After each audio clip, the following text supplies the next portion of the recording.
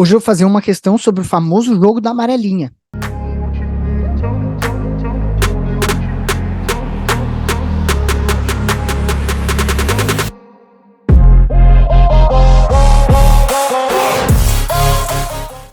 Olá, olá, muito bem-vinda, muito bem-vindo. Aqui é o professor Gabriel Torres, colega do professor Felipe Pereira. Estou aqui no canal dele para fazer mais uma questãozinha com vocês, fazer uma questãozinha contigo, né?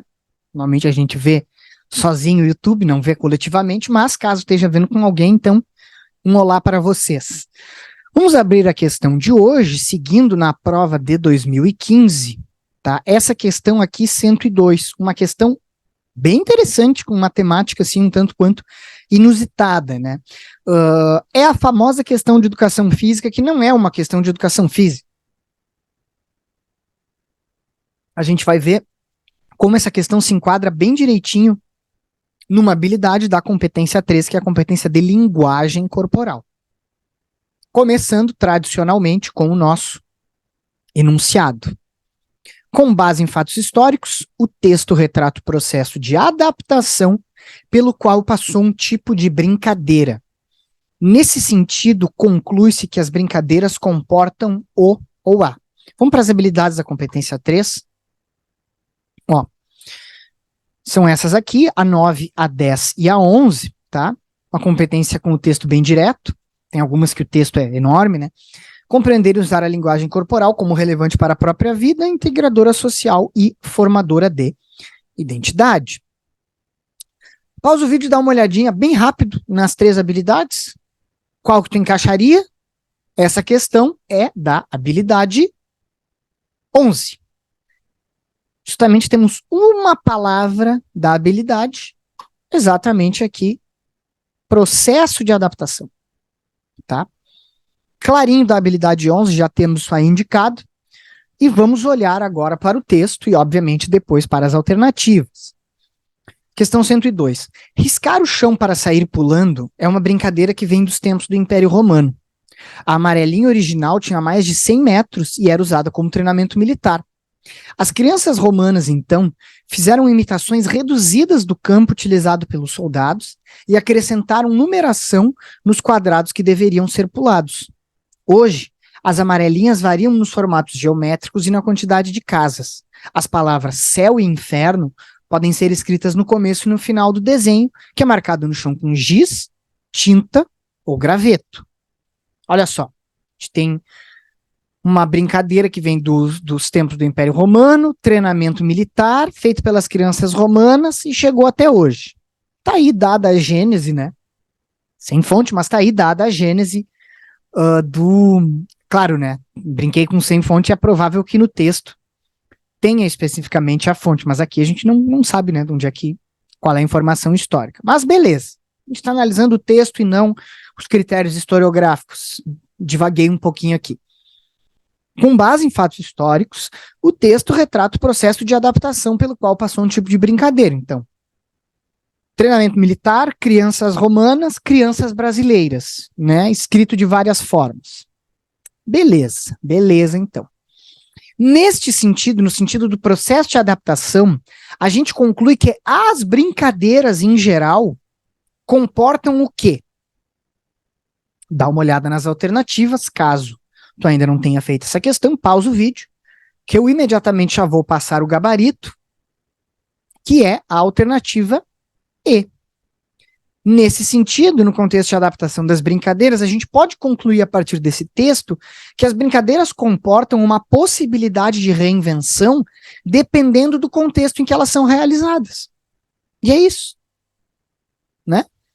Pode ser no gelo, pode ser na grama, pode ser no chão batido, pode ser no asfalto, pode ser na lajota. E por aí vai, tá? Isso tudo é contexto. A medida para todas as brincadeiras, né? Para todas as brincadeiras, de uma forma geral, né? Vai passar por algum tipo de adaptação, dependendo do contexto dependendo do contexto dos brincantes, vamos colocar dessa forma, tá? Vamos dar uma olhadinha nas outras alternativas, para ajudar um pouquinho, caso tu tenha pensado que era alguma outra. As brincadeiras comportam caráter competitivo que se assemelha às suas origens. Bom, a gente tem 2 problemas, né?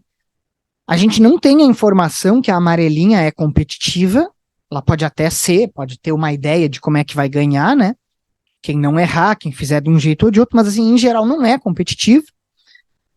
Tem uma diferença entre brincadeira e jogo, né? Uma coisa é diferente da outra, e o Enem pontua essa diferença, não que eu acho que isso esteja sendo colocado essencialmente para a gente eliminar a alternativa A, mas as origens da amarelinha, ela não é competitiva, né? Ela era de treinamento militar, e o treinamento militar é os soldados do mesmo lado, então não tem uma ideia competitiva, né? E aí perguntaram, tá, mas e a guerra? Uma vez perguntaram em sala de aula.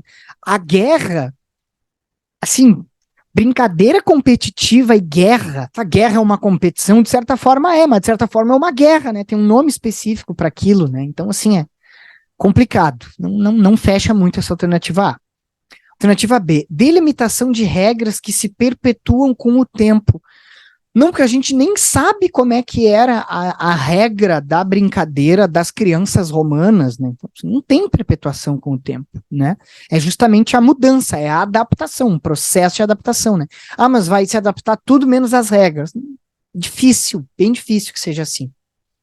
C, definição antecipada do número de grupos participantes. Olha, essa aqui está muito longe do texto do enunciado, de tudo, não tem nada a ver, assim, número de grupos, não está colocado nem no texto nem no enunciado. D, objetivo de aperfeiçoamento físico daqueles que a praticam, só no treinamento militar, e olhe lá, quer dizer, olhe lá não, é no treinamento militar. Na brincadeira infantil, na brincadeira não vai ter a ideia de aperfeiçoamento físico, por mais que tenha uma origem, perdão que eu deixei marcado a alternativa A enquanto fui falando das outras, por mais que tenha uma origem numa questão física, numa questão de aperfeiçoamento físico, não é o caso, tá? Uma ideia de brincar, basicamente. A alternativa E é a correta.